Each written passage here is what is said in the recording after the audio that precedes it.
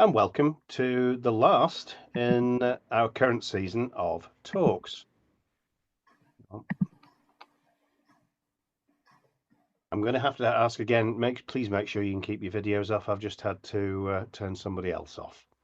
Right. As I said, this is our last in the current season, although I do know that Dave's already got a few people lined up for next year and the next season starting in September, Dave. Including me. So no doubt you'll all avoid that one if you've got any sense. But without any further ado, I'm going to introduce Mike Luke, tonight's speaker. Mike works for Albion Archaeology, based in Bedfordshire. So he's ideally placed to talk about the Roman town of Sandy and its relationship with the road network. One last thing. If you want to put any questions at all to Mike, please use the chat function. Those will be relayed to me by Susan, and I'll put them to Mike at the very end. Right, and without any further ado, I think people coming in are now slowed down, so we can make a start, Mike. That's great. You want to share your screen? Oh.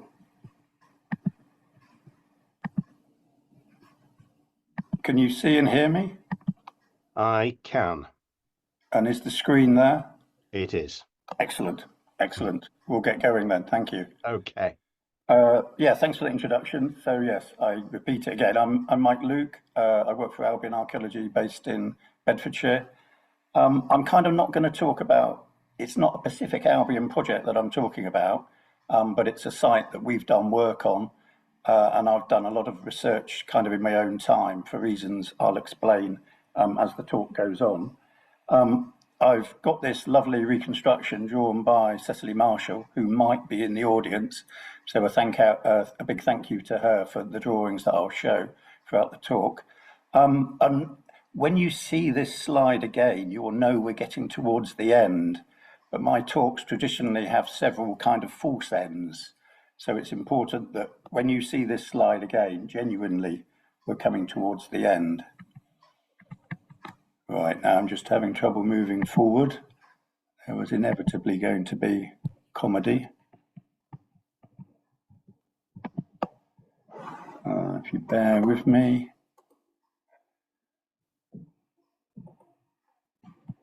Right, so this is sort of how I structured the talk. Obviously, I'm going to give a sort of background. I know there's people from all over the country, maybe other countries in the audience, so I'll explain where Bedfordshire is. It's down south, but I'll show a map showing that. I'll talk about my interests, give a bit of a background to the Iron Age, because that's quite important for this site. Then I'll summarise what we know about the Roman town, and where I can, I'll try and link that to the Roman roads. So although I'm going to talk about the defences, it is linked to talking about the road layout within the town.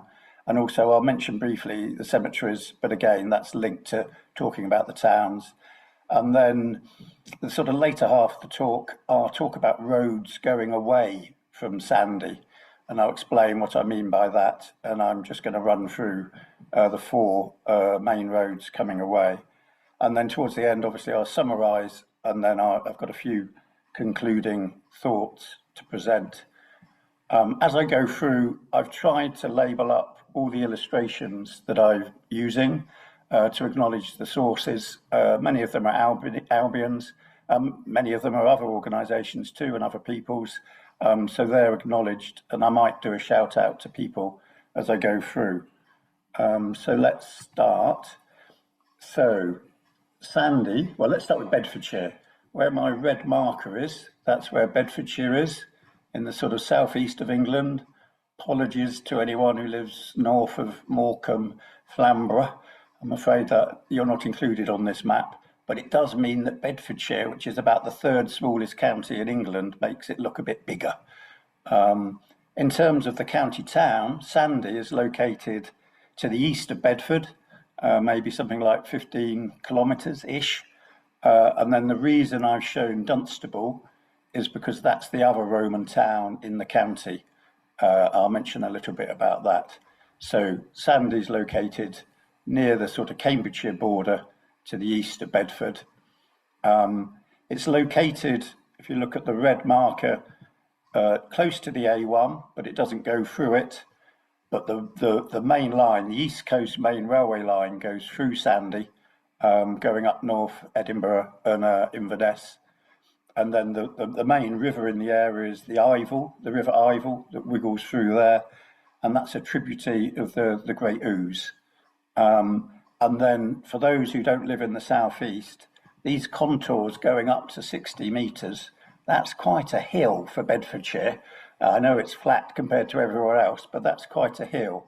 So the Roman town, which I'll talk about, is located in this general area. So it's located between the floodplain of the River Ivel and the hills to the east.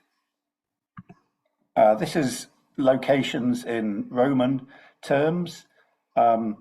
So when Burnham and Waitscher did their Small Towns book, Sandy didn't get a look in. That's a shame. So Sandy's actually located here, where my red marker is, but it wasn't included in that publication. We try and make up for it in Bedfordshire by showing the map of Bedfordshire with the two towns, Dunstable and Sandy, over towards the east. The small red dots are all the farmsteads of the Roman period that were known in the late 1990s. You can probably double that number now. It's a very densely occupied area. And then to us Bedford types, I do have to report that there are other quite significant Roman sites in the vicinity.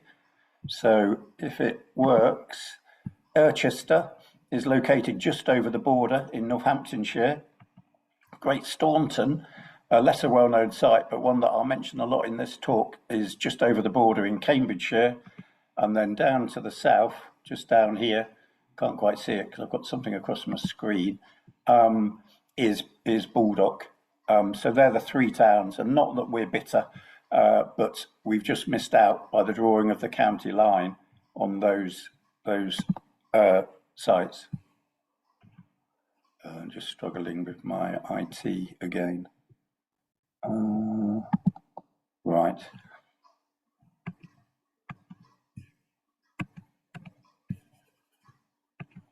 I might turn off this pointer because I'm having a little bit of trouble. I might turn off the pointer because I'm not sure if that's affecting my movements. Yep. So this is an aerial photo, as you can see from Google. I haven't got the pointer working, but the mouse shows you that's the A1 towards the west, the East Coast Mainline Railway lane running up here, and the River Ivel and its floodplain there. And these are some of the main sites that I'm going to mention. So if we start in the north, I will mention a site called the Allotments. You can guess what that used to have on it. You can guess probably what Tesco is. And then, like so many Roman sites, this area, the fields around here for a long time have been referred to Chesterfield. And there's actually a building, a farm known as Chesterfield Farm, just located roughly where my pointer is. This road coming down here, which is parallel-ish to the railway, is known as the Stratford Road. And then the original investigations of Roman Sandy were undertaken in the municipal cemetery, so a modern cemetery. I'll explain why. And then adjacent to that, the Woodside Farm, there's been investigations there. And then up to the north, this area has been evaluated, and I'll talk about that. In terms of the historical background, in a sense, sand has been known for a very long time. I don't need to read it, it says it on the screen, as a source of Roman material. And then when the railway was constructed, huge amounts of Roman finds were found. Largely, their find spots were not reported, and actually a lot of the finds have kind of just disappeared into the ether. There are some, I think, from the railway works that are in the British Museum.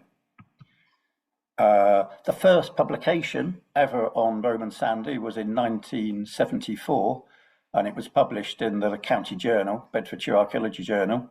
And David Johnson did the publication, and he was a member of a group called the Viatories that I'm going to talk about a little bit later, who looked for and investigated Roman roads in the Southeast Midlands.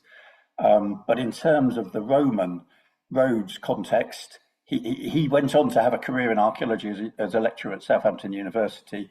He wrote the Shire book on Roman villas, all sorts of publications. But for us in the Roman villa world, it's his publication on Roman roads that maybe some of you know about. And in that, he dedicated his book to the memory of Margery, who most of us know quite well. So I think that's quite a nice link, that the person that did a lot of early work at Sandy was interested in Roman roads and published a book on them.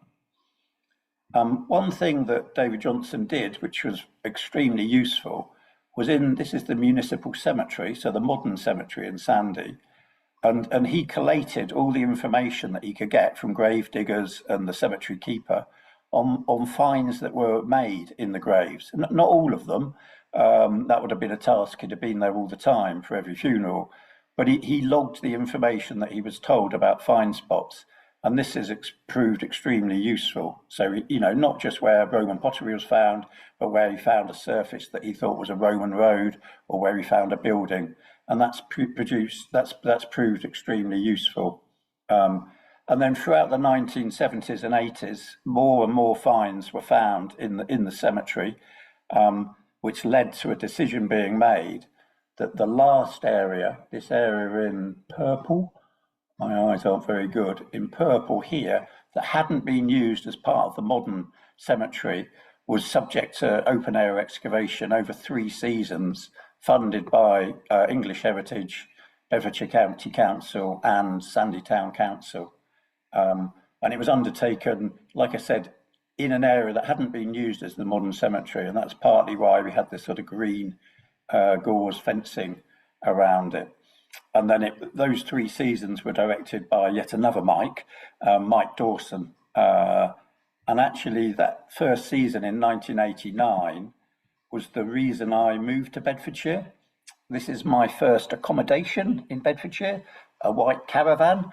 And then next to it is, if anyone who knows me, I do like Nissan Micras.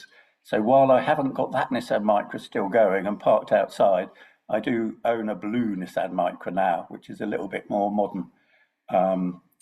Right. In terms of other investigations, there have been 2 other sort of open area excavations in Sandy, both undertaken by AOC, and I'll talk about them in detail.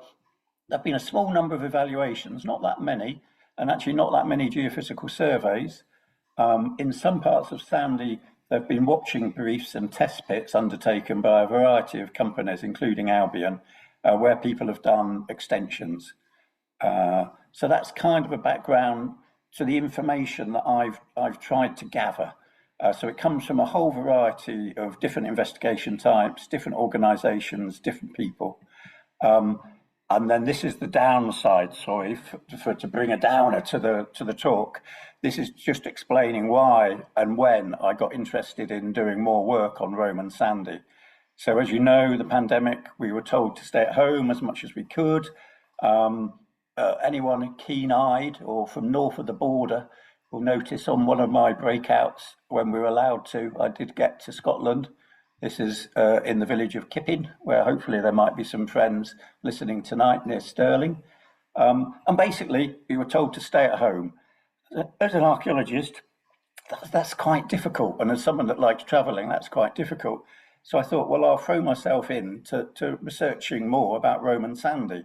So I started looking at the available reports that I could find, done by a whole variety of different organisations. So I did that, read them. That was all very interesting. Then I thought I'd put them in a GIS. So a GIS is it's a mapping tool, really, where you can log, for example, in this black area, that's where one of the AOC excavations was. This is the municipal cemetery excavation. And you can therefore do more than this, but you can look at the features that have been found and see how they relate to each other. And then you'll see also this is showing all the trenches that have been done in Sandy and down in advance of Tesco. we'll come back to the nitty gritty of what that tells us as the talk goes on. So I created this GIS system with a lot of help from people providing me with some of the great literature reports that are difficult to find, but the HER officers at the relevant council were extremely helpful, and I'll give them a shout out a bit later. So I did that, and then I thought, well, I'll write something about it, because it transpired that when I talk about the defences, we didn't know anything about the defences before 2018. Then they were discovered, which I'll explain, and then going into all of the reports for other sites that have been done years before, I could work out where the defences actually went, or where I think they went. So I published something in South Midlands Archaeology on that a few years ago. Then I thought, well, what can I do next? So I started writing an article for the Bedfordshire County Journal, but then it got a bit big. So I produced a monograph done through the Albion monograph series, but funded by the Council for British Archaeology South Midlands. There will be a sales pitch at the end, I'm afraid, of this talk for that book. And then most recently, don't be alarmed, any members, this isn't the real cover of Volume 5, 2025, but in conjunction with my good friend Ruth Watkins, we've produced an article that really is the basis of this talk, talking about Roman Sandy, the roads in the town, and the roads leading away from Sandy. And that will be published in the next edition of Itinerary. So if you're not members of the association, I strongly advise you to join it. Right, so into the background, the Iron Age background to me is very interesting for Sandy, because I don't know, you can tell me in the chat that having 3 hill forts in the vicinity of a Roman town is fairly unusual. This is where the Roman town is, and we've actually got 3, obviously because there are hills. So, maybe to me the most famous example is Maiden Castle outside Dorchester, but we've got 3 hill forts in the vicinity of where the Roman town was. Inevitably, some of them are scheduled, so very little investigation has been undertaken. What little pottery has been found dates them to the sort of Middle Iron Age. So in truth, there isn't any firm evidence that the hill forts were in use in some form at the time of the Roman conquest. But to me, at the very least, it does suggest that this area was very important in the Saxon period. One thing I forgot to say is a shout out for the RSPB. So if anyone's a member, this is where their headquarters is, at Sandy Lodge, and in their grounds you can go by a hill fort. And then not just the hill forts. So for example, here's the Caesar's Camp hill fort. The grey areas are trying to show where there's evidence for late Iron Age settlement. So in evaluation trenches or test pits or open areas, features like ditches and pits have been found associated with late Iron Age pottery. And they've been found, as you can see in grey, in 4 areas. And a number of them also produced late Iron Age coins. I can't quite remember the numbers, but you're kind of talking about the municipal cemetery excavation produced something like 30, 35 late Iron Age coins. The Potton Road evaluation produced something like 5. And then there's another 10 or 20 that are recorded in the Historic Environment Record being found in the Sandy area. So again, to me, that kind of hints that maybe Sandy was an important site in the Iron Age. And then in the hashed colour, I'm trying not to point with the mouse because it's a bit temperamental. So for example, there at a site known as Tower Hill, there was late Iron Age cremation burials associated with what turned out to be a later Roman cemetery. And then what we don't know, of course, because we're only looking at little areas, is whether those 4 settlement areas are individual farmsteads or whether they might be, as I suspect, part of a much larger settlement. So for example, I've highlighted in dark green the areas that I showed you, and I'm just suggesting if it was one large settlement, it could be something like 7 up to 10 hectares in extent. And then you start wondering whether some of the Roman roads, which are shown in red, Some of them may have pre-existed the Roman period and have been there in the Iron Age settlement. But I have to stress there's no firm evidence for that. It's just kind of an idea. If it is one large settlement, I like to think it may have looked a bit like a large Iron Age settlement found to the west of Bedfordshire at Safford, as we call it. And that's another reconstruction by Cecily. So what I'm saying is there's an Iron Age settlement or two or three or four, probably quite significant. We've got the evidence from the hill forts. We've got the coin evidence. So there's clearly an Iron Age origin to the Roman town. This plan tries to show you how the town might have developed based on the research that's been done and is available to date. So top left is that plan that I just showed you of the Iron Age settlement. Top right is showing you the Roman town as envisaged or as existed before the defences were constructed. And then bottom left is where the towns had the defences established later on. They're not original, as is so often the case. Defences aren't original in Roman towns, they come later. And then I'm going to run through some of the elements of the site, obviously trying to concentrate more on roads for this lecture, but I will mention other aspects of the town. And then the main thing, I always differ whether to talk about the defences first or not, because the defences weren't original, like I've said. There's good evidence we've got where the defences seem to have cut through existing ditches, existing roads. So like elsewhere, although possibly not this example, the defences weren't primary. But because all of my plans tend to show the defences, I think it's important I just explain a bit about the defences now. I put that photo in because it's one of my own. I worked on a site at Cowent, very well known. It's unlikely that any of the diggers who work with me are there, but if they did, they recognise the bastion there, because that was the party bastion. That was Friday night parties were held in there. But it's really just there to illustrate defences. So they're very different in Bedfordshire, in England. It's not a Kiefertar's capital, it's a small town. And there was, up to 2018, there was no evidence that Sandy had a Roman defences. So in all the literature up to that point, everyone will say it's an undefended town or even just a roadside settlement. But it was the AOC excavations in 2018 that first found evidence for what they interpreted as a wall running around there in black. It's quite important that we've got a turn, because it means we can start creating what might be the layout of the defences. So that's quite an important feature. And then parallel to it, they had what originally they were thinking was a paleo channel, but given it turns and other evidence I'll talk about, it's quite clearly the town ditch. Their publication is available, I'm pretty sure, for free from their website. So down here, I put in the GR code. I'm very proud of myself for doing this, but I don't know whether it will work. But in theory, if you've got a smartphone and you scan that with your camera on, you should be able to be directly linked to the relevant page, I hope, I think. So their publication, I think it's available as a PDF to download via that GR code, or just search for AOC Archaeology Publications and you'll find it.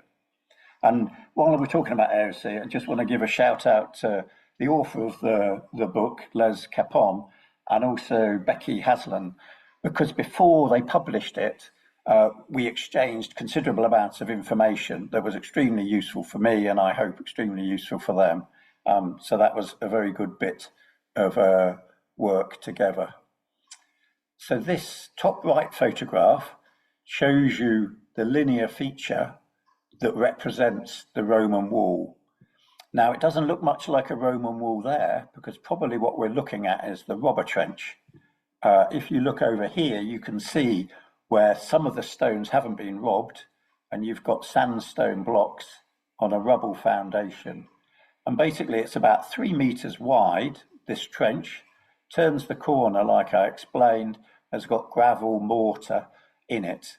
While the investigation was ongoing, and like I say, this was an AOC investigation, not an Albion one, it was decided that this was such a significant discovery that this town, Roman town that we always thought didn't have defences, has got defences, and they've got the line of the wall, that the wall is going to be preserved within the cemetery extension, which is going to be, which is actually already laid out over this excavation area.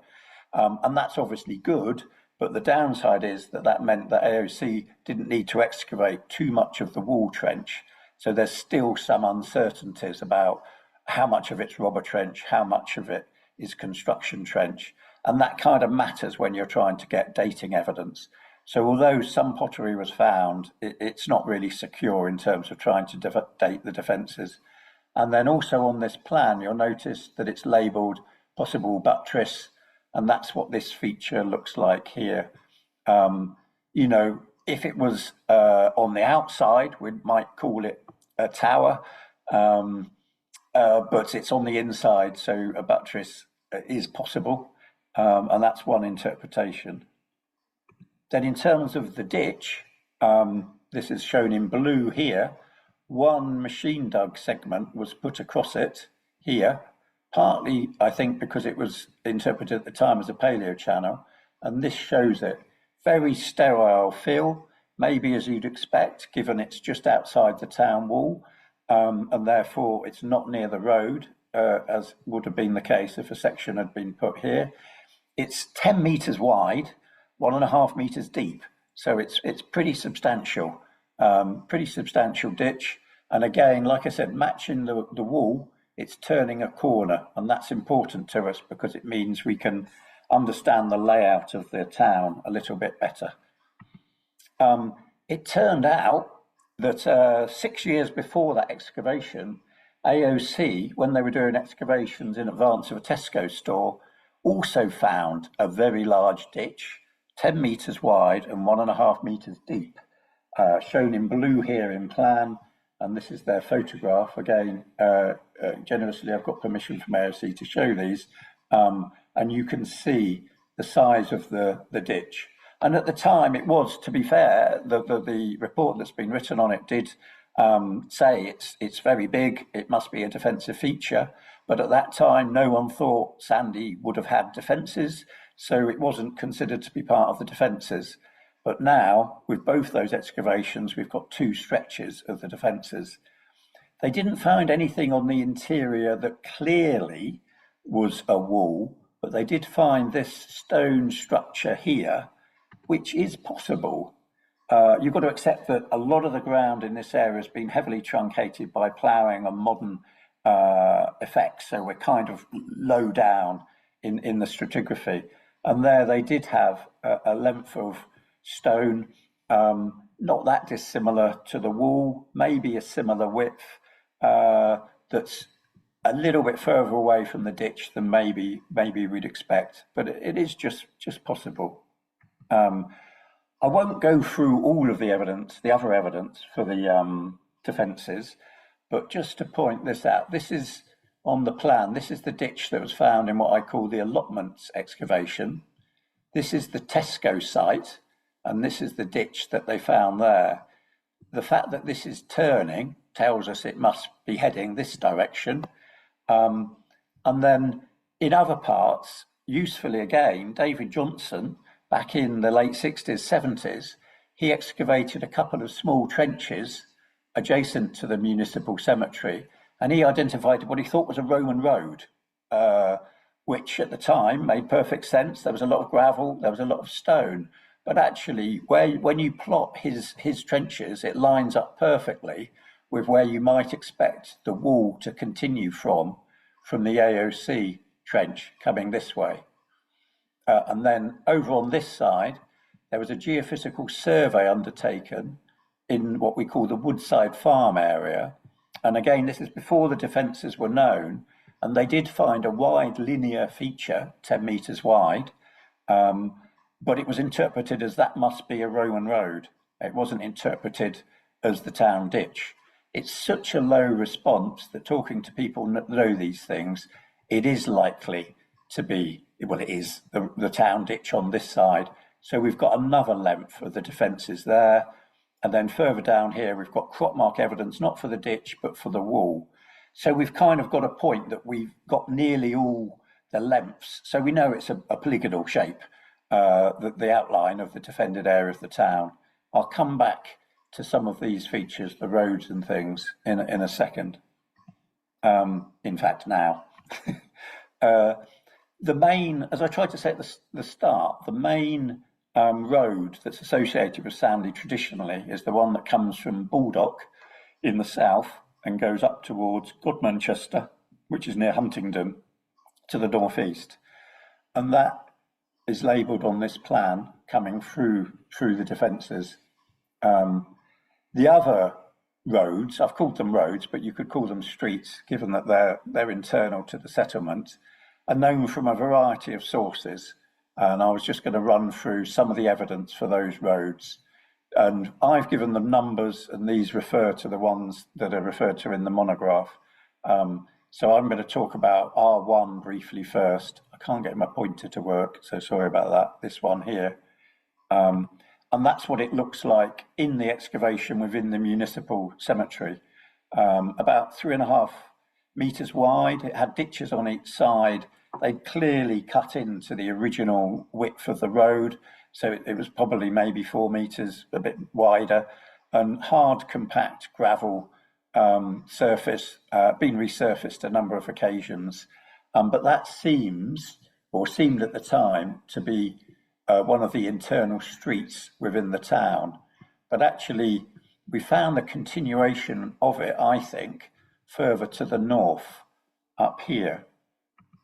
So this is the road going up there, and in the geophysical survey and trenching undertaken for an evaluation here, hopefully over here, you can see the parallel ditches, which seem to line up with the projected course of the road. And then on the interpretation plan by magnitude surveys, you can see the 2 parallel ditches, then only 1 ditch continues on. And I think that's the continuation of this road. And it's one of the roads that was probably, we can't say for sure because we haven't looked at the defences in that area, that was cut through when the defences were built. This shows the evaluation just in a bit more detail. So that's the road with the parallel ditches, and then I'm suggesting it continues there. More importantly, maybe, we found the Godmanchester Road that was visible on the geophysical survey, and we identified it in those 3 trenches.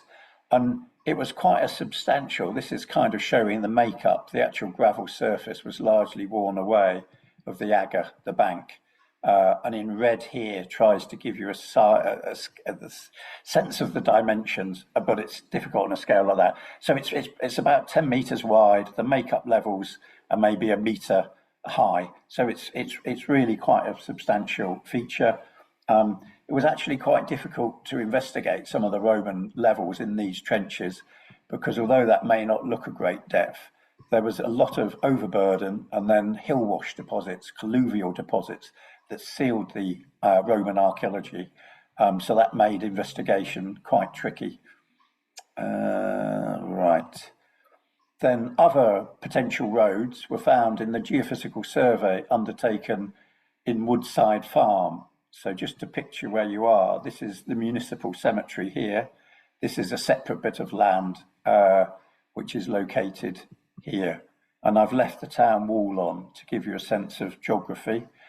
The Godmanchester Road is this in purple here, coming down, and you can see that actually the geophysics did identify road type anomalies and ditches running down there.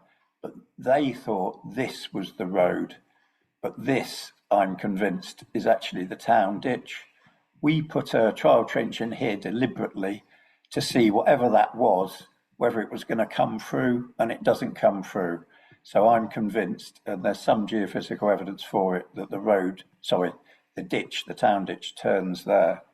So in terms of the Godmanchester Road, that's its course coming through this part of the town. The geophysics also identified other possible roads. For example, down here, what I've labelled R2, which is maybe sort of 5-6 metres wide, a linear anomaly. Some ditches to the side were evident, but it's mainly a response that sort of suggests it's probably a gravelled surface. Typically and unfortunately, the geophysical area, survey area, stops there. That's the edge of the property. So we don't know for sure if that road may have continued to the east, but I like to think it probably did. Up to the north, 2 parallel ditches here again were suggested as defining a road, a street, which I believe, and then going westwards, although it's conjecture, one of David Johnson's records of finding what he considered to be a road, a gravel surface, 4 metres wide, is on the same alignment. He described it as being east-west, so it is possible that street, it has been found within the geophysics, and as you'll see here, although it's shown probably the wrong way round, it's likely that road was there before the defences were built and it was cut through by the wall. So that's kind of looking in this area. Other evidence for roads within the town on crop marks, probably need to speed up. Down here, helpfully indicated by my green arrows, you can see the faint trace, which almost certainly is another Roman road coming in to the town, and it seems to be heading in just before the presumed gateway for the Godmanchester Road there. So that's one other road, and then unfortunately, it's hidden under a bar that I just don't seem to be able to get rid of. No, can't get rid of it. Let me just try that. Okay, I think I can see it better now. You can probably see a faint crop mark there, running through there. This is the town wall coming in. The faint crop mark there, I think, is the road continuing from that we've noticed in Woodside Farm, continuing down to the present modern Stratford Road there. Oh no, it doesn't let me go forward. Right. I don't know what's going on. I should give a shout out to Dave and Susan, who gave me a lot of help yesterday, trying to make sure that I was vaguely competent for this talk, which I'm letting myself down on. But anyway, thank you for the help. Right, so Roman Road coming through here, then I think it lines up here with a bend in the modern Stratford Road there, and goes up into the town. And then it's quite interesting that in the Chesterfield area, David Johnson records that actually in living memory, the Roman road was known running across the area because, and I think he means parts of it, were removed by the farmers because it was an obstruction to ploughing. But clearly when this photograph was taken, something, whether it's just the agger rather than the gravel surface, was still surviving. And then I think there's a road underlying the present Stratford Road, which probably only makes sense to anyone who lives in Sandy. But the Stratford Road's the road I described that was parallel to the railway. It's not the classic straight Roman road in the whole area, but in the AOC excavations for the allotments adjacent to the modern Stratford Road, they have found parallel Roman ditches and gravel that they interpreted as road surfaces. And then in the occasional watching brief, for example, here, in one side of a building footings trench, gravel was found adjacent to Stratford Road, but it wasn't found in the opposing side of the trench, which suggests it's associated with the road, a road. What we can't be sure of course, is whether it's Roman in date or whether it might be related to post-medieval surfaces of the Stratford Road. Right. Now I might have to speed up a bit. Sorry about this. I'm just going to quickly run through some of the sort of more interesting elements of the town. So as you can see, I believe it's laid out. This is the core area, the central area, and then there's ribbon development, some of which there's good evidence for, which I'll talk about, some of which there's less good evidence for, running away from the main roads leading away from Sandy. in the centre of the town, this is the plan, the all features plan that was produced at the end of the municipal cemetery excavation. So you can see it's kind of 3 areas because it had to be done in effect over 3 summers, 3 seasons of work. And this is the road I showed you the photograph of earlier, R1, as it's labelled, the yellow line there. And you'll see that the buildings, mainly rectangular, highlighted in blue, are mainly on this side of R1, but then they do also continue down this way, which again is another thing that makes me think that under the modern Stratford Road, there is a Roman road here, and this is the watching brief that produced the gravel in the side of it. It's interesting here that actually the density of features on one side of the road R1 is much more dense than it is on the other side. And I wonder if that might indicate that there's a different land ownership or different use this side of the road. In terms of buildings, as I've said, most of the buildings, maybe as you'd expect from a Roman town, are rectangular. I should have said there was one possible Iron Age roundhouse identified. I forgot to say that earlier. And you'll see that there's stone base, presumably for timber beams, timber frame structures, as has been noted elsewhere in the country, for example, this example from London, and then also beam slots, trenches dug into the ground where a beam would have been placed.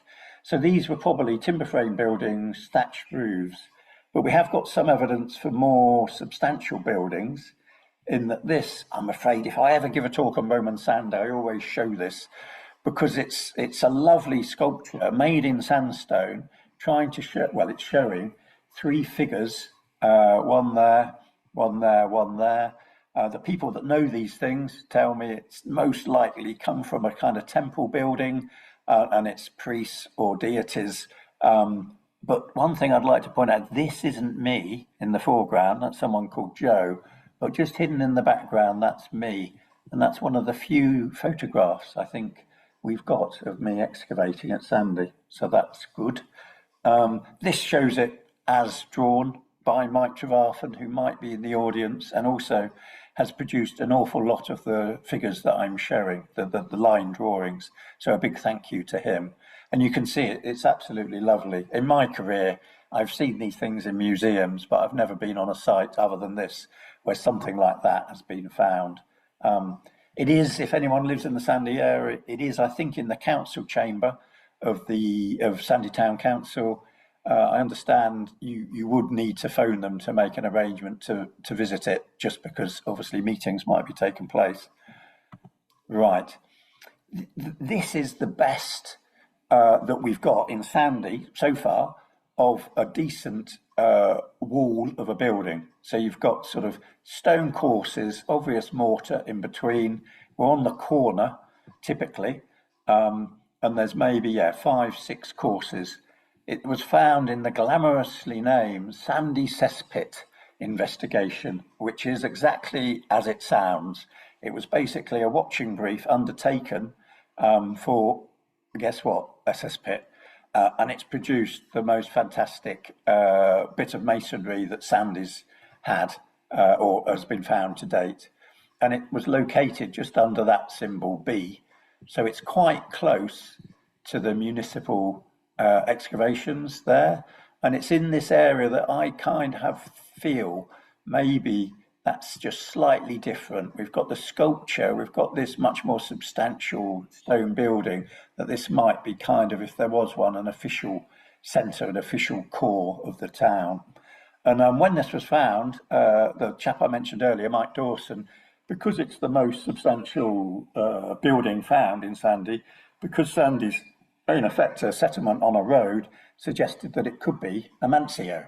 Mancios, we've heard a talk about that in the Roman Research Association about them, I think, and it's basically an inn, an official inn.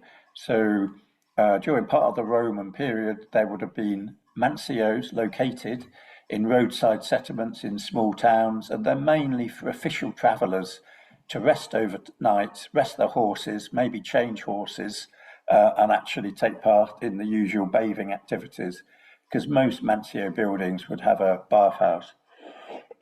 Now, Mike himself would admit that you can't make a Mancio out of one tiny bit there, but it's certainly possible that there would have been a Mancio.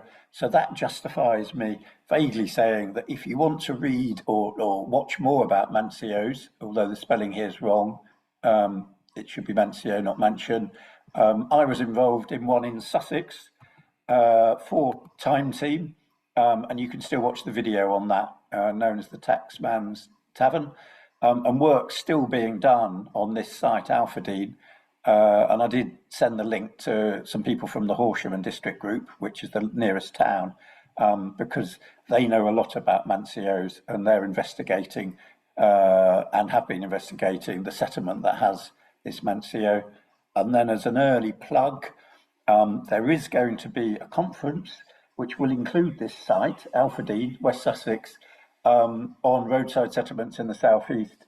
If you want to book, it is hybrid. It is, sadly, it is a paying event. It's not like the generous Roman Roads Association. You do have to pay, and there's the GR code for the link, but I'd better move on.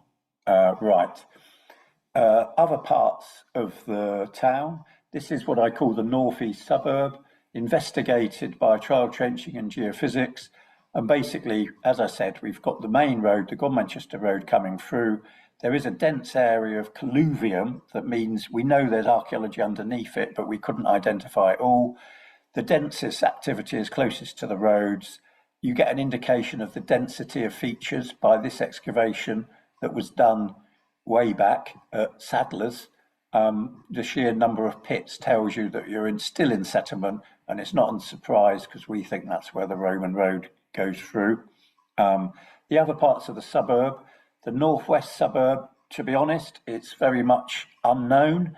There have been a variety of watching briefs evaluations undertaken. The largest is shown here, trial trenching, but it found no Roman remains. It was heavily disturbed though. Other watching briefs and things generally find the odd bit of Roman pottery, but nothing conclusive. But in this area where I think the settlement might be adjacent to the road coming out of Sandy, there's not been that much investigation. We know that in the area that I refer to as Tower Hill, along with the cemetery, there were settlement type features and settlement finds as well. The suburb to the south has only been looked at really by test pits and small watching briefs. We know that settlement activity continued all the way down, and that actually it seems to stop logically where there's a cemetery that I'm going to just quickly talk about now. So the two large cemeteries associated with the town, Tower Hill up here is outside the defences but quite close to the town, and I wonder if that's because it had origins in the late Iron Age. The Stratford Road Cemetery down here is a different sort of cemetery. It seems to be ordered. The inhumations are laid out. There's no evidence for late Iron Age activity or cemetery. So I think that's on the edge of the actual settlement. Very little is known about those two. I'm quickly going to scoot through these. So the Stratford Road one is known by an evaluation that was undertaken where 15 graves were found. So that probably you could double that really. And then down here, a watching brief found another sort of 15 inhumations. And to me, although you can't say for sure, it seems likely that this is part of one big cemetery. It would be over hectares in size. And actually, David Johnson reports that burials were found in this area when the railway, which is this hatched area, went through. The Tower Hill Cemetery, like I said, is just outside the defences. It's only known from historical records because it was destroyed when it was quarried for ballast for the railway. So there are records. David Johnson again did his best to record the evidence, and he suggests that the late Iron Age burials were towards the south. Then there were Roman burials, both cremations and inhumations. Some of the inhumations were in lead-lined coffins and wooden coffins, but all of that information, it was quarried away in the late 19th century, and therefore the evidence isn't very clear. It may well have been more extensive because AOC in the allotments found about 30 inhumations in this area. So it's not difficult to imagine that actually this is really part of the same cemetery. On the Roman road side, this one is immediately adjacent to the Roman road heading south. Right, Roman roads is what I'm here to talk about. So I said at the start that I was going to mention this group called the Viatories, which people in this area, Bedfordshire, Northants, Bucks, probably may be very familiar with, but maybe elsewhere they're less well known. You're in the picture, some of you might recognise this figure there, which is Margery, and he was involved with them, but technically he wasn't a member. So when they did their publication, he did the foreword for it, as it says there. And they, a bit like Margery's first book, The Roman Roads in the Weald, so sort of Sussex, Kent sort of area, they produced strip maps and they recorded where they thought the route was, but also importantly, what evidence they had. So this is the road coming from Baldock, heading into Sandy before it changed alignment and went up there. And although I'm struggling to read them, they record things like footpath on course, hedgerow, HR on course, or here section that was dug by David Johnson. And that's really useful because it means that we can kind of critically assess what evidence they had for Roman roads. So it's a great piece of work, but some people, as I'll allude to, it's not entirely accepted, all of their roads, shall we say. And as I said, David Johnson was a member.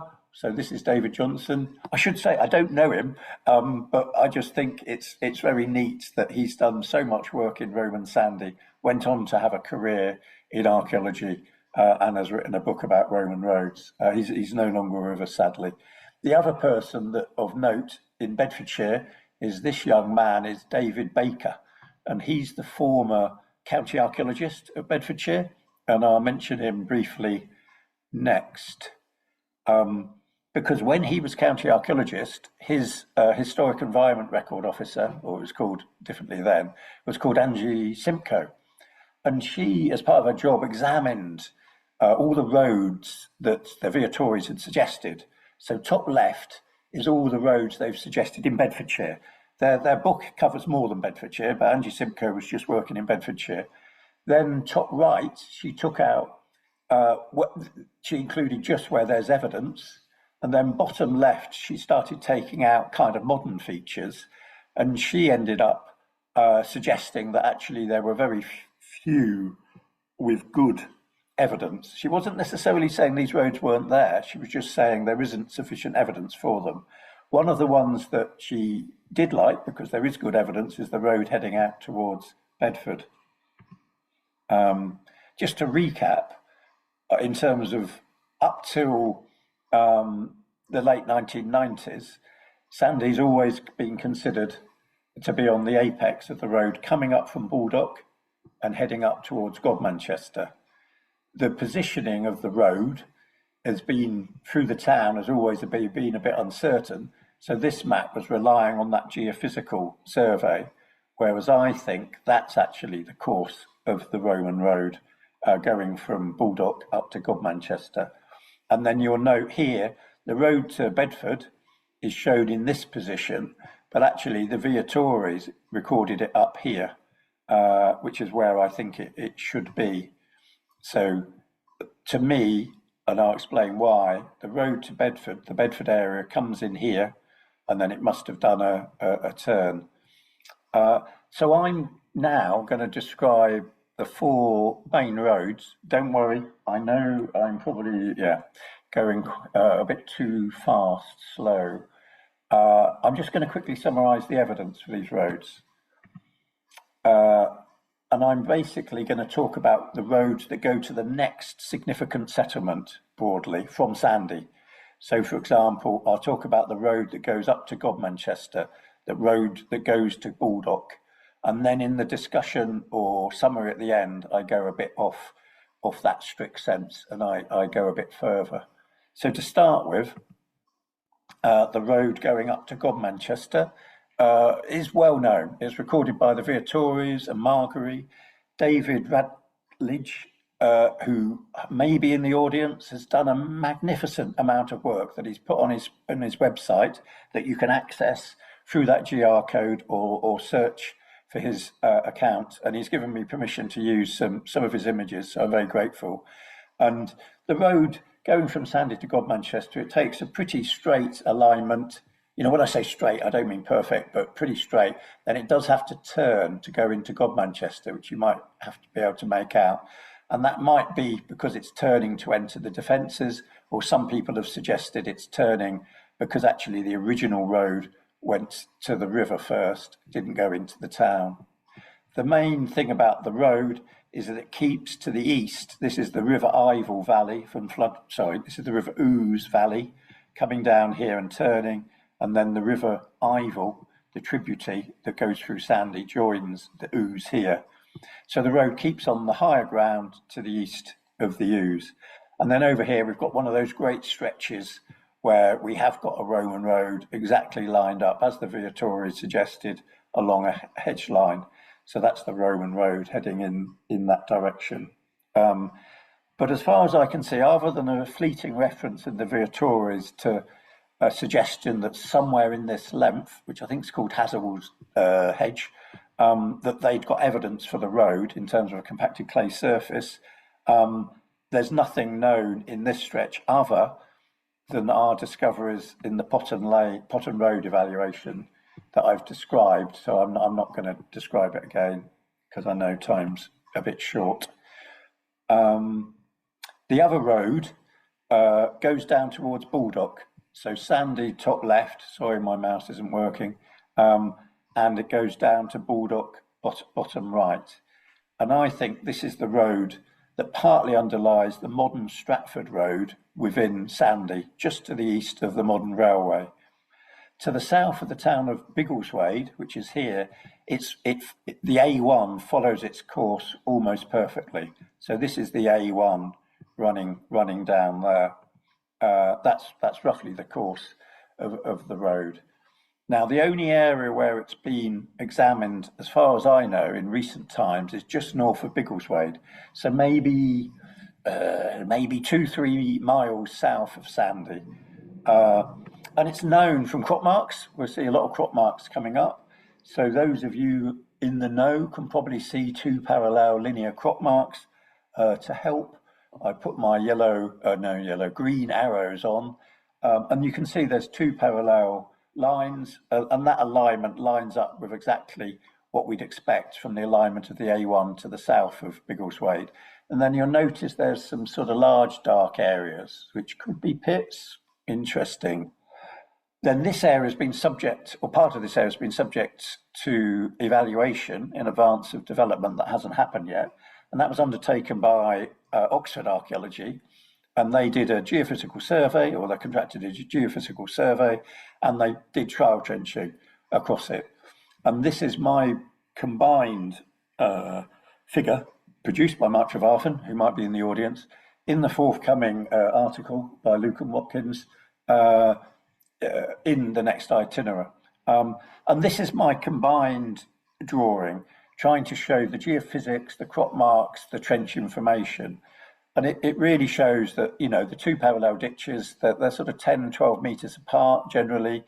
Interestingly, not all the trenches found the ditch. Now, that might be true that they were intermittent, or it might be just that sometimes, to be honest, in evaluation trenches, which are quite narrow, it's difficult to spot archaeological features. But anyway, they did find the parallel ditches.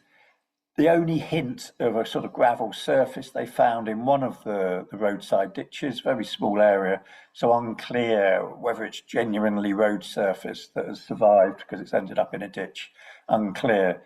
And then I should stress, although this looks really good, those of us who look at Roman roads, there's some famous Roman roads where you've got quarry pits adjacent to the road, and that's quite possible, but we have to bear in mind that part of this road continued in use into the post-medieval period.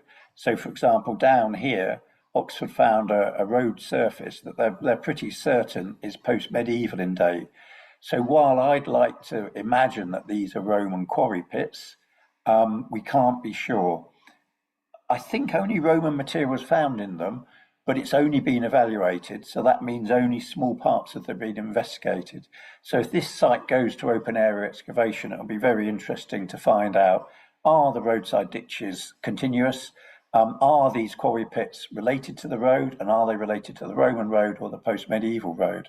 It'll be very interesting.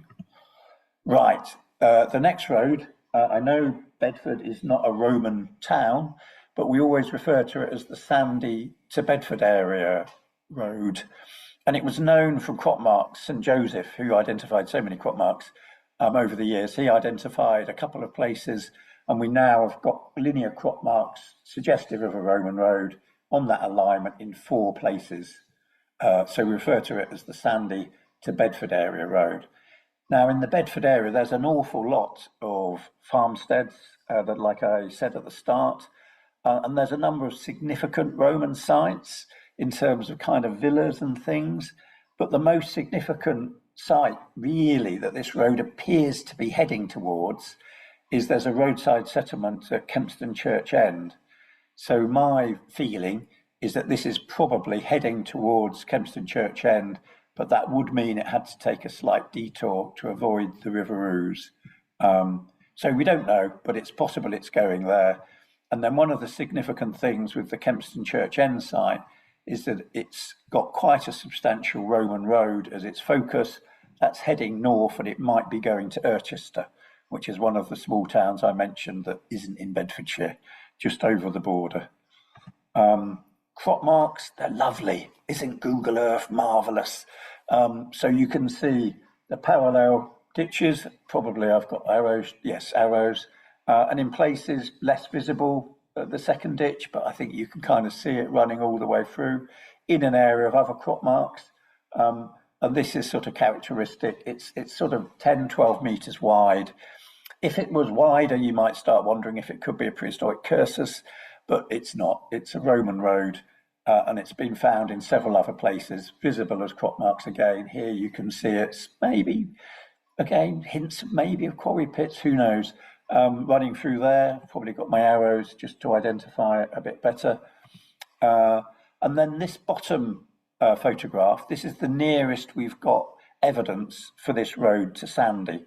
So it's probably about a mile west of Roman Sandy. It's on the west side of the River Ivel, so it's before the crossing of the Roman road, and it's, as it says, it's adjacent to the A603. And this area's, this is just showing it in bigger picture. So these are the crop marks I just showed you, because this area has been subject to a bit of investigation, archaeological investigation, because a water pipe came through here. So it crossed the line of the road here, and also over here, it crossed the line of the road here. You can see the crop marks, and also another investigation, geophysical survey was undertaken here in advance of a wood planting, and that identified the Roman road, which I believe is going to be left as a corridor in the new planted woodland. And Northamptonshire Archaeology did the investigations here. As I said at the start, I'm not just talking about Albion work. And they did the work in advance of the water main, and they did trial trenching in advance. So 2 trenches, one here where it crosses the road, one here. They did do a lot more trenches as well, but I've just focused on the one that crossed the road. As you can see, there seems to be a slight hint based on the crop marks and the geophysics that there's a slight change in the alignment. It's always difficult to be sure how accurate these things are, but it's quite possible. And then they found, bottom left, they found 2 parallel ditches and an area that they considered was the remnants of an agger, the makeup for a Roman road. They didn't find anything that they thought was the road surface, but they did find what they considered to be agger, maybe 20 centimetres high. In this area, there wasn't any topsoil over it, but there wasn't any subsoil over it, but there was subsoil here. And then at this end, which is what this is trying to show, it was much more confused. The trial trench suggested that there were roadside ditches, but when they did the strip in advance of the water main, no ditches were found other than modern ones. But again, they did find an area that seemed to be road makeup, sandy clays and gravels, which is what this shaded area is here. and both of them are kind of 10, 11 metres wide. Right, this is another shout out for David Radledge. This is quite, well, I'd say this is a very important discovery in terms of Roman sandy. Again, the GR code's down here if you want to look at David's website, and I've taken this image from it, in that maybe you'd have to remind me, but 2 years ago, maybe, there was no evidence for a road heading in this direction, going to Great Staunton, and then what I call Titchmarsh up here. So it's quite a significant discovery that David's made, and it has quite significant implications for Roman sandy. There's a reasonably straight stretch, we believe, or David believes, except for uncertainty about the crossing of the Ivel here that goes to Great Staunton. That you might have seen in the news last year. Historic England scheduled it as a Roman town. Some might argue it's a roadside settlement, but it's a significant settlement, and that's where the road originally headed towards. And then after that, it headed up towards a Roman town in Northamptonshire called Titchmarsh. This is showing it again from David's website, a possibility of it crossing the Ivel via maybe this raised ground here near Tempsford, and then going up to where Great Staunton is, and then up towards Titchmarsh. And David's done some work showing the course of the road through the actual settlement. Right, sorry I've been a bit fast, and this is a false ending. So just to summarise in terms of the Roman town, as I've tried to say, I think it developed out of a pre-existing settlement, as it says there, Iron Age in date. Part of it was eventually enclosed by defences, a ditch and a wall. Clearly, that only defined part of it, and maybe the maximum extent, as it says there, is 30-35 hectares. It's possible that there was kind of a central core where that stone sculpture was found and where the lovely coarse stone building was. So that's kind of summarising the town.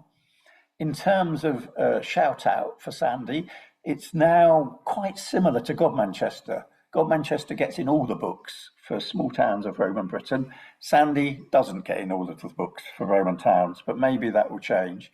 You can see actually the layout of the defences. Both of them are polygonal. Godmanchester looks a bit more regular. Sandy not so regular. I'll talk about some of the oddities with the roads in a second. And also, the defences are quite similar to, in terms of dimensions, to 3 metres wide walls were found at Godmanchester, Water, Newton, Cambridge, and possibly Irchester, and 10-metre wide ditches are found at some of those sites as well. So the defences are very similar to all the other small towns in the area. Right, oddities.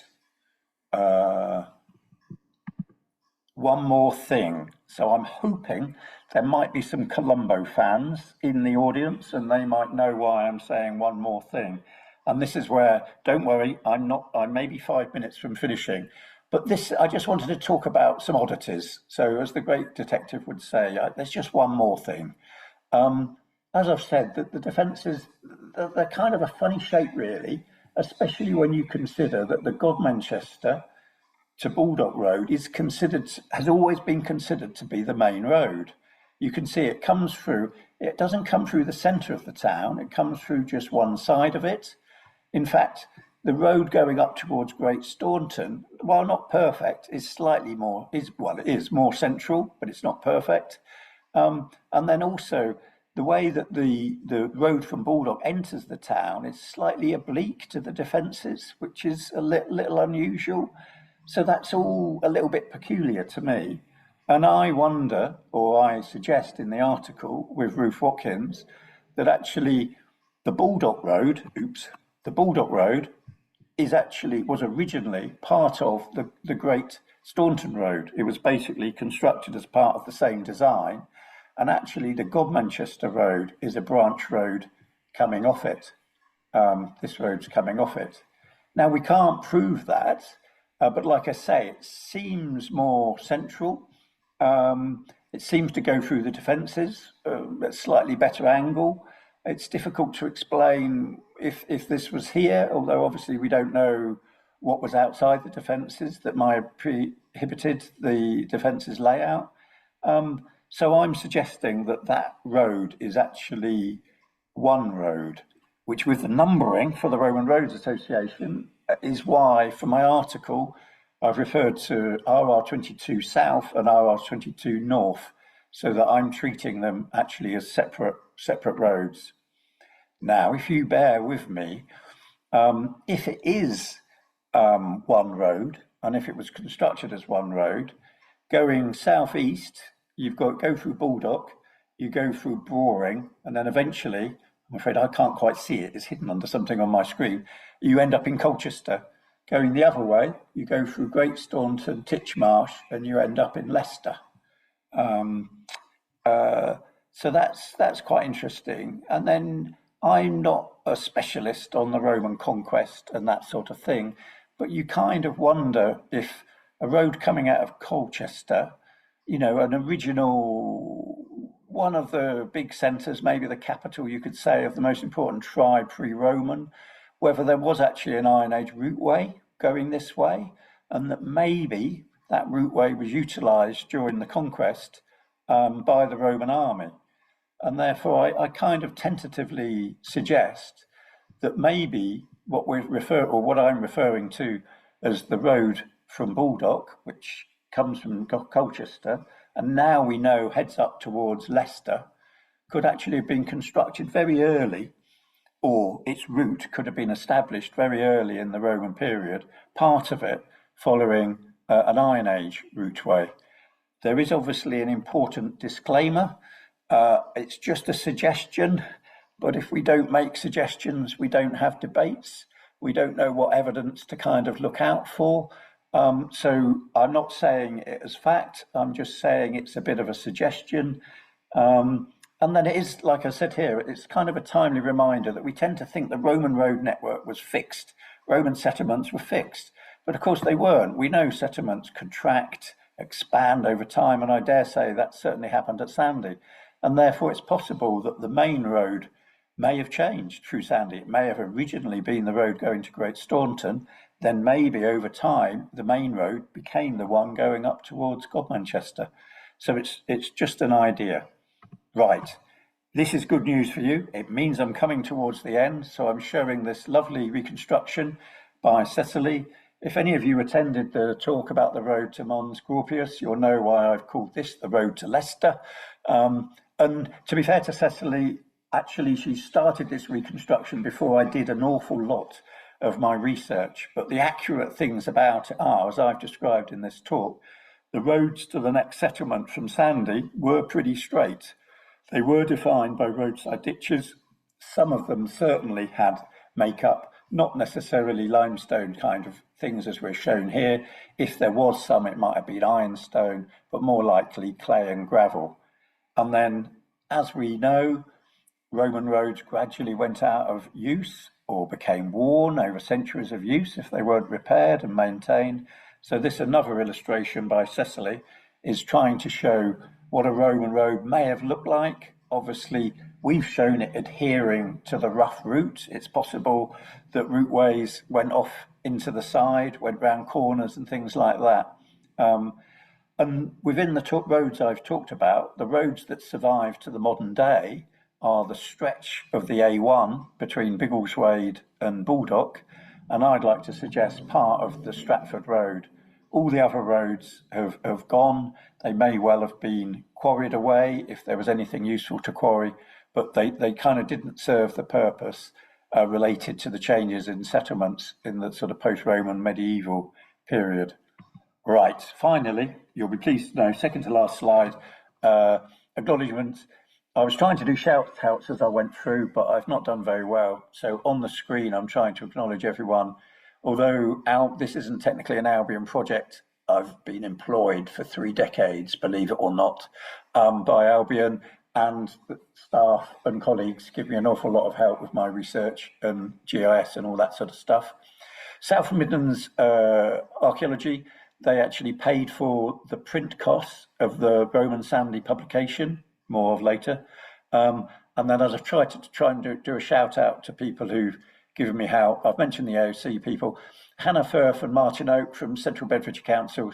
I emailed them about stuff. They're very busy people, but they kindly responded, either with their thoughts, sometimes with photographs, sometimes with grey literature reports I couldn't find. Richard Barlow from Sandy Historical Group is a font of information. In fact, I've recently exchanged information with him over when we think, or when he thinks rather, the Sandy to Biggleswade Road went out of use in the post-Roman period. And then, as I've said, David Radledge, for all his work on Roman roads, but also for the discovery of the Sandy to Titchmarsh Roman Road is excellent. As I've mentioned, Ruth, that's very important. I can't see the name below, but also I'd just like to say thank you to all my friends who aren't really archaeologists, who may or may not have attended this talk. Finally, the sales pitch. You'd expect a sales pitch. Note the GR code at the bottom. This is the book that was produced. It's like a mini monograph. Although it's produced as an Albion monograph, all sales go to CBA South Midlands. They actually run our monographs through someone called David Ingham. So if you follow the website or use the GR code, you can place an order or email Dave to purchase that book. It's very cheap. I think it's only a £5, but you do have to pay for postage. Got lots of lovely pictures in it. And then finally-ish, I think a shout out for the Roman Roads Research Association in this article, along with other articles other people have written on Roman roads, will appear in the next of the journal, Itinerary. That isn't the front cover, I've made that up. And then I think finally I'm finishing. So thank you very much for listening. Thank you.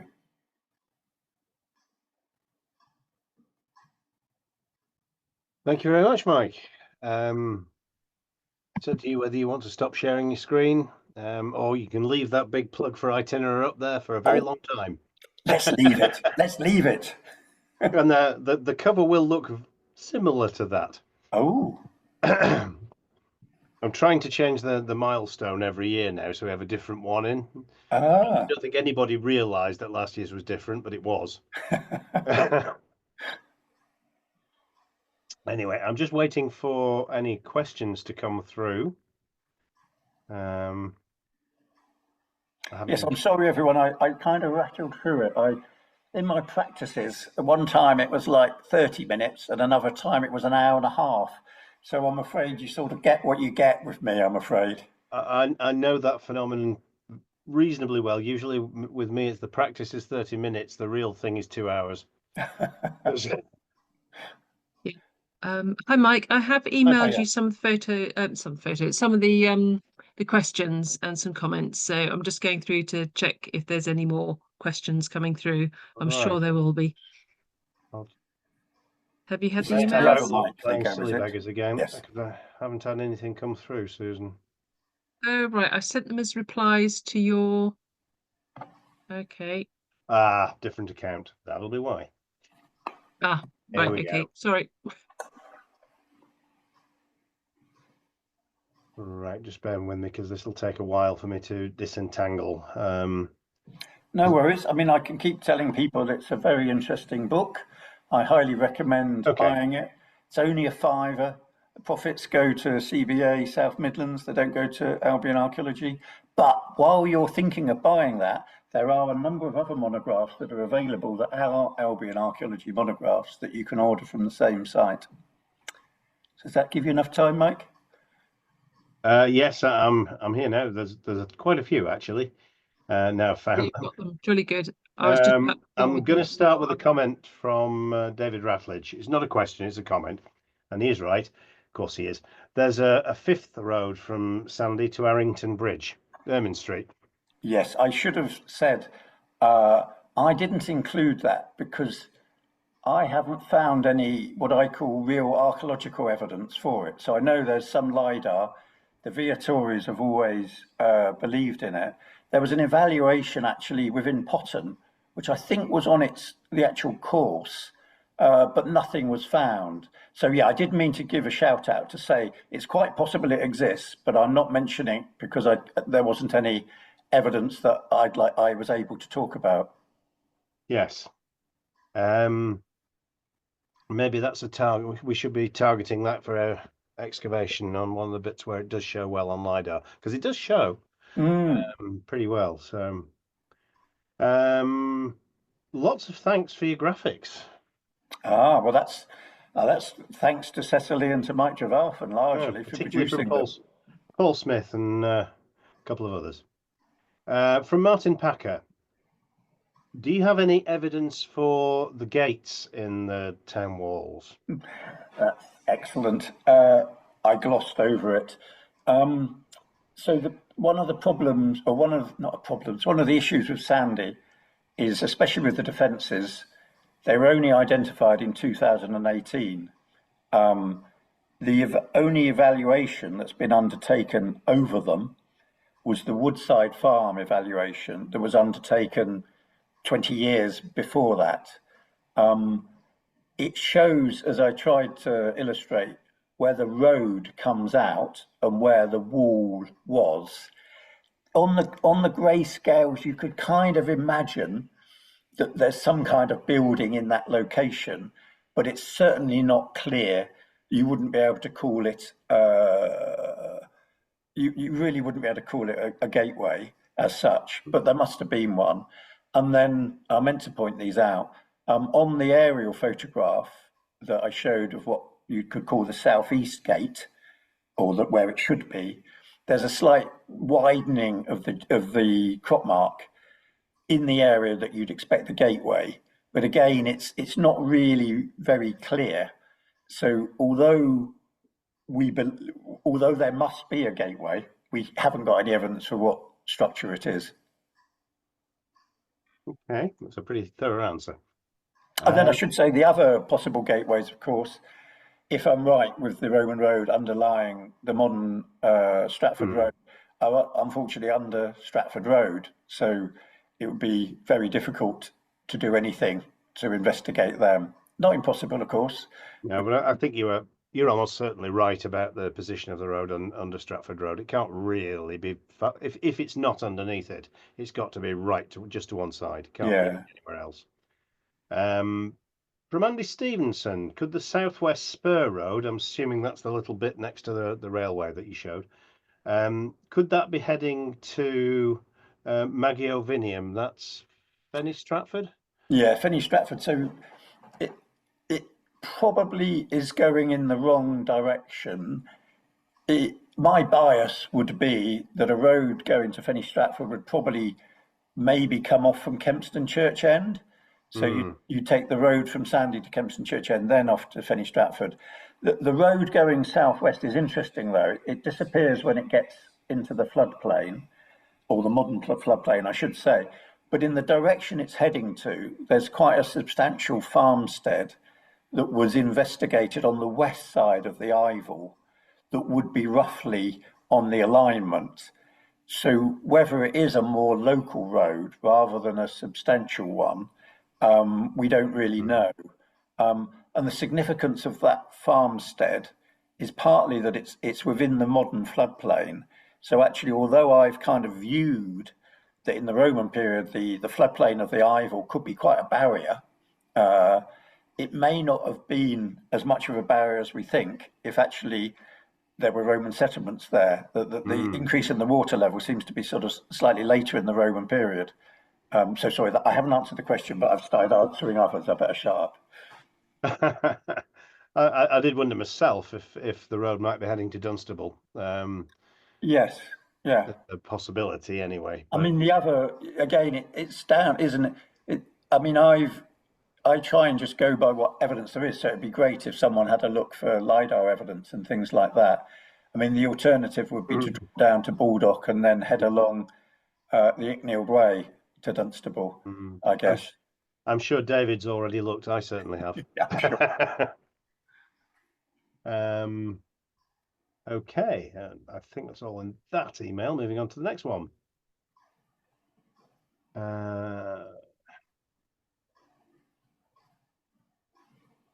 Right, this is from Susan. Where did the stone for the sculpture and that lovely bit of masonry come from? Yes, that's another thing I should have mentioned. So the hills, which we jokingly, if anyone was from outside the southeast, we call hills, They're known as the Green Sand Ridge, and it's basically sort of a sandstone ironstone. So the sculpture is quite unusual. It's made out of relatively soft material. It's made out of the local sandstone, and a lot of some of the buildings also have this sandstone used in them.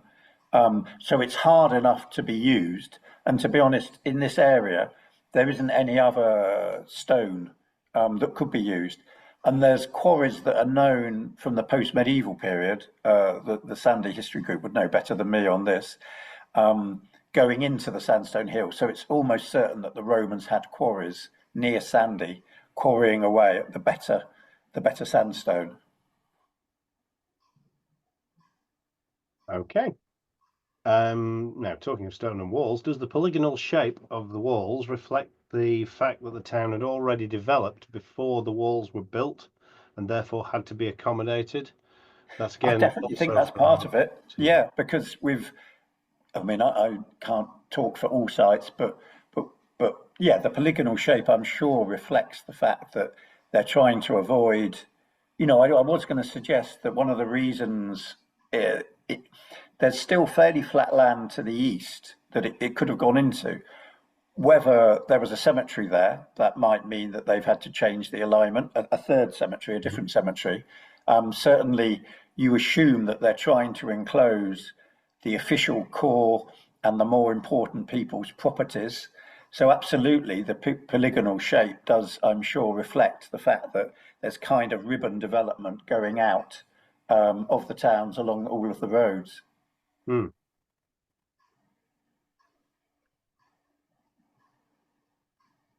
From Jan Scott, with reference to the RSPB, do they tend to be helpful to any investigations in their area, their land, I assume? She's a life member of the RSPB, so she hopes that they are.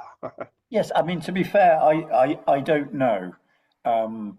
We've only done one bit of work there, which was whatever it was, 20 years ago. My understanding was that was partly to help with kind of tree planting regimes to make sure it doesn't damage the hill fort.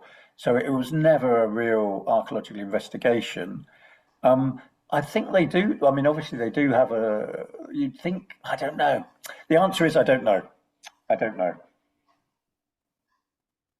Okay. Don't know who this one's from, but I'll put it anyway. Does the potential Colchester to Leicester route link to whoever put this said David's Via Divana route? Hate the use of that word. It's a Hi, Mike. Sorry, that was Penny J. That was Penny J sent that one. I forgot to add her name. Hi, Penny. Yes, I think you know my opinions about the use of Via Divana. The Via Divana is an antiquarian construct, an idea that there was a direct road, all one road from Colchester to Chester, and there's no evidence at all that it ever existed. However, David has confirmed the route of a road from Leicester heading northwest as far as Burton-on-Trent, and we're fairly sure from what he's done that it continues on the other side, crosses and keeps on going, but it doesn't look like it's heading to Chester. Right. So where it's going, we're not absolutely sure. That's for David to answer, not me, because that's his work. So not so sure on that one. I mean, what your thoughts are? I was kind of out of my comfort zone, to be honest, suggesting Colchester to Leicester. So I wasn't going to go any further. Well, I'll stop at the first way. It makes a lot of sense. To me, I mean, I don't know enough about the early conquest. I know a bit, but to me, it kind of does make sense. Then when you factor in, the Iron Age settlement, at Sandy, I just think it kind of does make sense. But yeah. But anyway, I think I've gone as far as I'm brave to on that. Yeah. The how should I put it? The conventional route is, of course, via Cambridge, but yeah. So we've got two contenders. Who knows? From Colin Button. given the time that passed over the occupation, so 350 years plus, there will have been many reasons why priorities changed, and depopulation, which could have altered those roads into and out of Sandy. I think you sort of touched on that, actually, Mike. Yeah, no, absolutely. I mean, that was one of the underlying sort of points, if I dare use that word, or messages or ideas, was that things aren't static. So to me, if say the Colchester to Leicester road was the original, the main road, there's no reason that maybe that became less important, especially if it was very early, military origins, and that Godmanchester appears to have been a more important settlement than Great Staunton.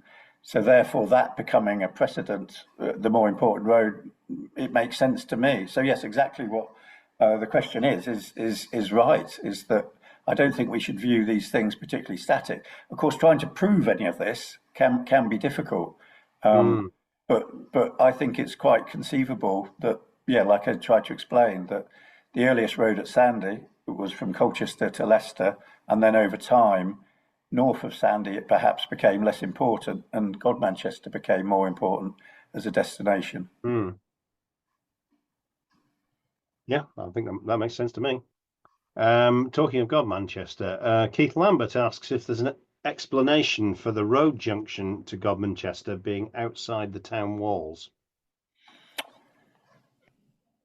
I don't know enough about Godmanchester, I'm afraid. I mean, the road from Sandy turns, I mentioned that. Or, well, to be fair, like with Godmanchester is an interesting site in that it's obviously got a town on top of it. So it's one of those sites. There's been a lot of investigations, but trying to definitively even establish the layout of the defences, and we all know that probably changed over time, it's quite difficult. And really, all I was trying to allude to was on the map I showed, it suggested that the road changed direction to go in perpendicular to the defences, maybe suggesting originally, before the defences were there, it continued onwards.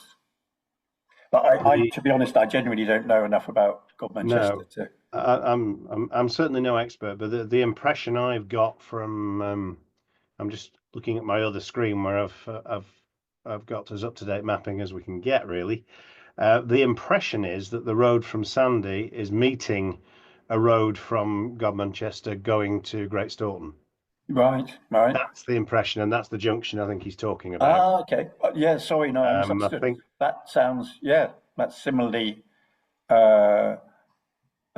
possible. Yeah, David's identified from LiDAR a road that would fit that. Right. The end of it, the Godmanchester end, is very uncertain. But there's a good length of road that would really fit that bill.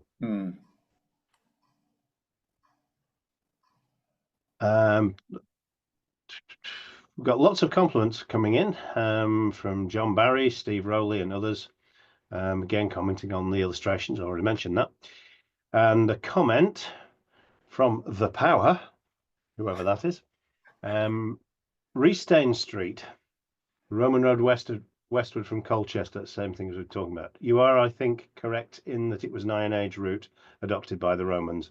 It is an example of a rather twisty route, proof that not all Roman roads were straight. Great talk, impressive detail. Oh, Phil, he now gives his name right at the end. So the comment on the question, really, just confirming what we're saying. Couple more. Graham Jones. Has there been any attempt to identify the figures in the sculpture? Yes, and obviously I should have read the article, but I haven't. So the best I can do is point people.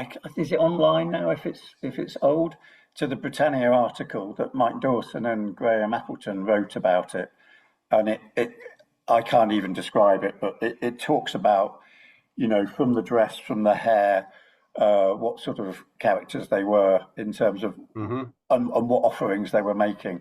But I'd embarrass myself if I move into talking about those sort of things. So the best thing would be to look up Britannia Yeah, I don't know if that particular article is open access without checking. You'd have to Google it, I think, Graham. Yes, sorry. From Andy Stevenson, it's a comment again rather than the question. The talk adds evidence that Waitcher was very much just a starting point on Roman small towns, in his opinion.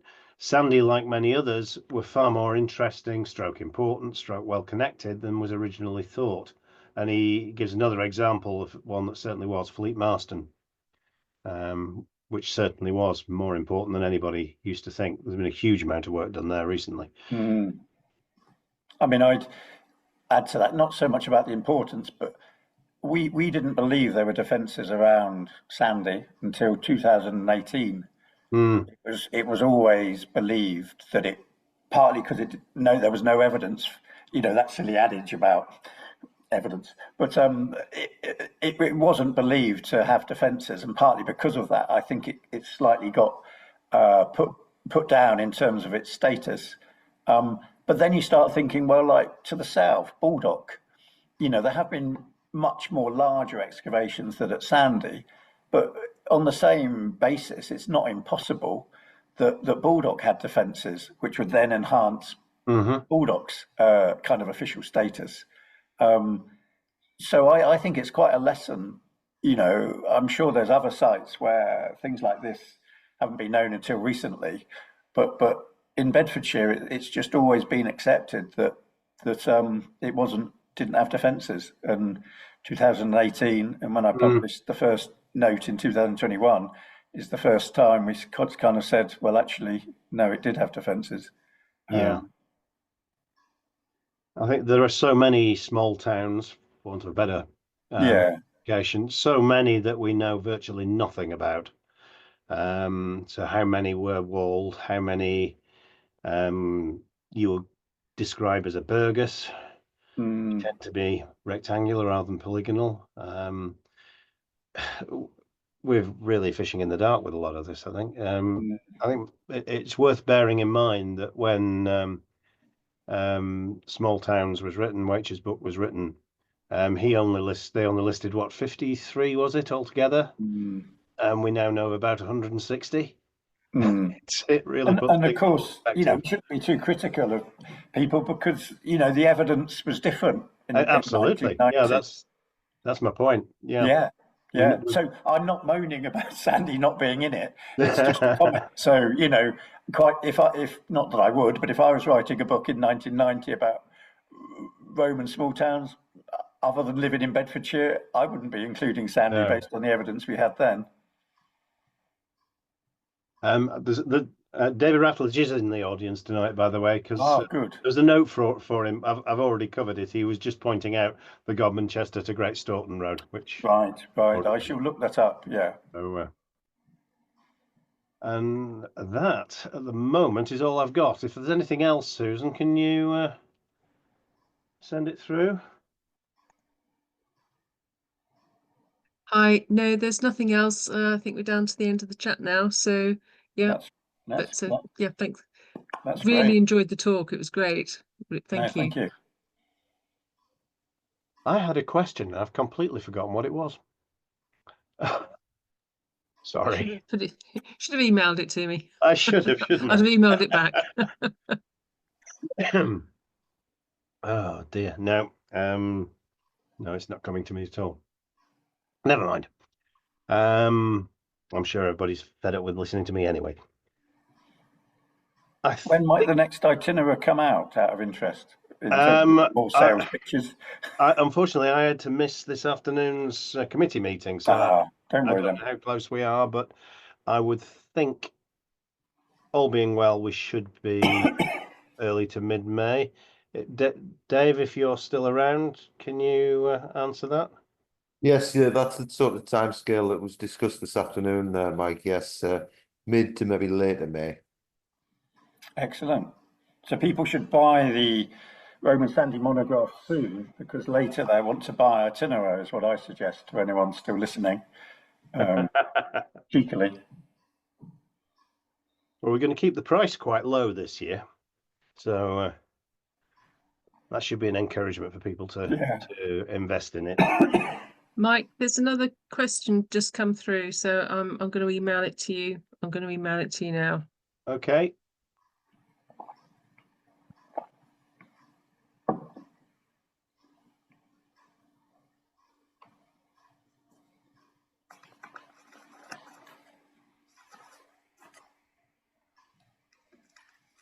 Yeah, you got that?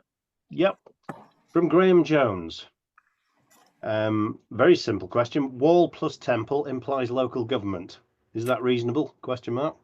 I think so, yeah. So I've shied away from it because we get into this discussion in this debate as Romanists as to, you know, what is a town? Does it? What is a local government? But to me, you know, the moment you've got a town, sorry, you've got defences. I think you're looking at, you know, there's a significant element of local government. To be honest, like some of the layouts, even though I was suggesting some of the roads might originate in the Iron Age, you know, these things are planned.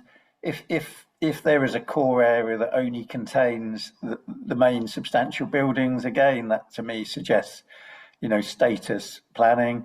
And then what I didn't kind of suggest, because I wasn't brave enough, is, you know, with some of the roads, like the road going out towards going towards Bedford, you know, these are kind of, whatever their origins were, it's clearly, you know, a surveyed occurrence, an event. Someone's taken that decision that they want to go to that settlement, which in the case of Kempston Church End near Bedford, if that's the one it's going for, it doesn't have the status, you know, of obviously, you know, having a local government centre. So yeah, I bravely, you know, say, well, yeah, there had to have been a town council at the very least in something like Sandy.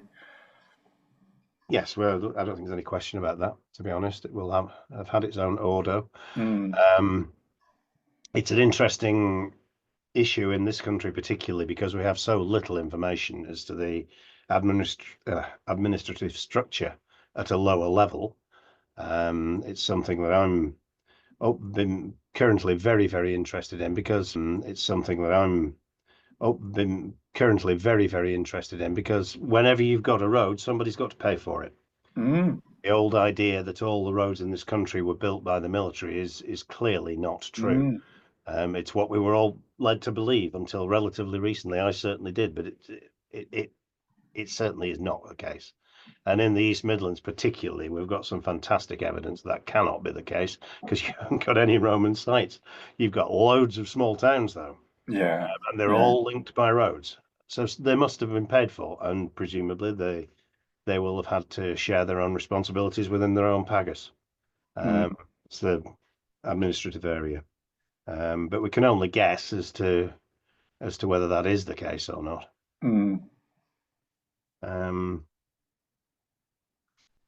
And that, I don't think there's anything else, is there, Susan? No. No, nothing. Right. Okay. Well, I think with that, Mike, we can wind things up. That's excellent. Okay. Thank you very much. No, thank you for an excellent talk. But most of all, I want to thank the audience, those who are still with us. Not just for this evening, but for the whole season and for previous seasons. We have a good regular crowd now. And we hit about 220, I think, at peak this evening, which is pretty good. We usually manage over 200, but we couldn't do this if it wasn't for the support from the audience and for the financial support that they give us. So thanks to you, as well as to Mike, our speaker. With that, this is the last you're going to hear of me for a few months, until we're back again late summer, early autumn. Dates to be announced. So good night, everybody, and we'll see you again in a few months' time.